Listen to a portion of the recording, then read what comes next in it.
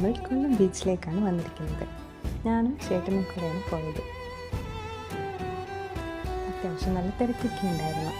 അവിടെ ചെന്നപ്പോൾ ഈ കൊക്കമ്മാവനെ കിട്ടി. ഇതിൻ്റെ ഫോട്ടോ എടുക്കാൻ ഒത്തിരി പേരുണ്ടായിരുന്നു. ഓരോ തിരയടിക്കുമ്പോഴും ആ തിരമാലകൾക്കൊപ്പം വരുന്ന ഞണ്ടും കുഞ്ഞുങ്ങളെ പിടിക്കാനാണ് ഇവന്മാരിങ്ങനെ നിൽക്കുന്നത്. ഇവന്മാരുടെ ഫോട്ടോ എടുക്കാൻ ഞങ്ങൾ നല്ല തണുത്ത വെള്ളമായിരുന്നു. കുറച്ചു നേരം ഞങ്ങൾ തിര ചവിട്ടി, പിന്നെ ഒരു വീഡിയോയും ഷൂട്ട് ചെയ്തു.